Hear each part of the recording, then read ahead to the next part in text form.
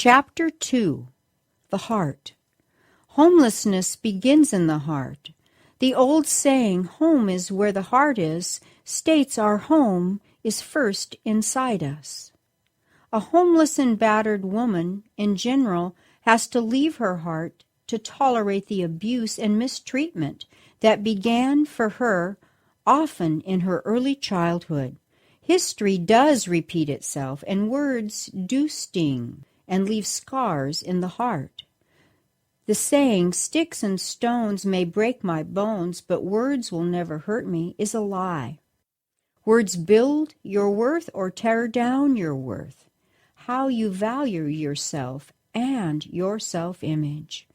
A child sees, hears, and feels her value to life itself, and consequently she believes and is programmed with that experience, whether it is good or bad. The question always has been whether people's personalities are shaped through nature or nurture. I believe it's both, but we can take these and build inside a person a home of self-worth, self-value, self-truth, self-confidence, and self-purpose, which will result in permanent transformation into a life of self-sufficiency, instead of homelessness, addiction, street living, prostitution, jail, and shelters. Ultimately, a person's transformation into self-worth and self-sufficiency can break the cycle of self-abuse. Truthfully, in many homes across the United States, there live homeless hearts who self-medicate their pain with food, TV, prescription drugs, shopping, gambling, pornography, and being workaholics. And those are just a few of the self-abuse behaviors that indicate homeless heart syndrome. There are different levels of the homeless heart, but the void is the same. Some women have had such a history of abuse that the abused state of mind and living is their normal way of life. The heart is the center of the physical, mental, emotional, and spiritual life. The heart refers to the physical organ, which is considered to be the center of the physical life. The heart has come to symbolize the whole of a human life. A woman's life depends on her heart condition. The Bible says the heart is connected with thinking. As a person thinketh in their heart, so it shall be. Proverbs 23:7. Another way of putting this is that people put their money where their hearts flourish. The heart is associated with the activity of the mind and the will, but it is also very closely connected to a woman's emotions, feelings, and affection. We all know that sadness, hopelessness, and discouragement are associated with having a heavy heart. Out of the heart is also where we locate our morals and spiritual life. All moral conditions from highest to lowest are said to center in the heart. With all of this significance understood, we can look to breaking the cycle of self-abuse and homelessness through changing the heart condition. We must end the homeless heart through developing and forming a new heart. God promised that He would give a new spirit within, take away the stony heart, and give a heart of flesh. The heart has been broken for so many women that they have given in to despair and hopelessness. They believe that they are stuck, but we have an answer for them. When mercy, loving kindness, and truth have met together, and righteousness and peace have kissed each other, there is hope, and it is a new day. We can give the family a home, but we must take the homeless heart out and replace it with self-value and purpose.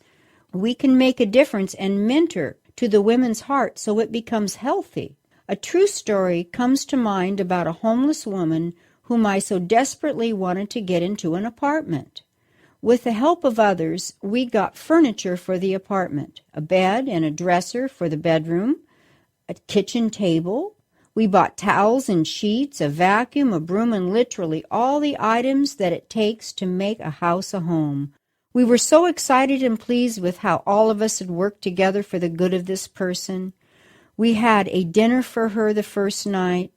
She was in her apartment, and we rejoiced on her behalf.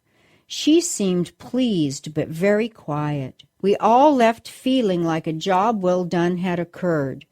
We checked in a few days later and noticed no food had been cooked, and the bed was without sheets, pillow, and blankets that we had provided. We asked, "How are you sleeping here?" She said, "Good." Then we saw all the blankets in a nest on the floor. Little did we know that the nest was a pattern of comfort for her. And later we learned that the bed meant bad things to her because of her past experiences. We left dismayed, but we kept a close watch on our homeless, now placed in a home friend. The next few days we took turns stopping by. We thought a kitten might help her feel more love, so we got one and all the fun toys, food, and etc. She liked it, she said. We stopped by once again with excitement to see her and her kitten. When we arrived, we noticed bottles of beer and wine, and the house looked torn up. There was no kitten in sight. We were afraid to ask what had happened. We waited to hear, but she said nothing about the kitten. The blankets were on the floor still. The bed was unmade, with nothing on it, and she was drunk, crying, and very upset. Never in a million years would we have guessed that our loving intentions drove her to such high stress that she went back to drinking after being sober for over a year. We didn't know that the kitten's needs were more than she could handle, so she had to put the kitten outside, walk to the store, return to the homeless heart pattern to find comfort that was so familiar. The bed was a reminder of childhood of sexual abuse, and the home drove her to drink. You see, first things first, we learned that you have to heal the homeless heart, the brokenness from within, before a home is a place where the heart can dwell. Home is where the heart is. I learned a very troubling lesson from that experience, and it has helped to shape my understanding about breaking the pattern of homelessness and self-abuse. I learned to help the person change from the inside, not provide the outside place where the heart is homeless. My heart for many years has been focused on helping the homeless and battered women of the United States. I have come to know what it takes. It takes loving them until they can love themselves. It takes compassion, communication, mentoring, counseling, and sometimes medication. When I started housing programs, all these ingredients were provided, plus a lot of encouragement, Bible reading, prayer, and a program that reprogrammed the homeless heart to a place of self-respect.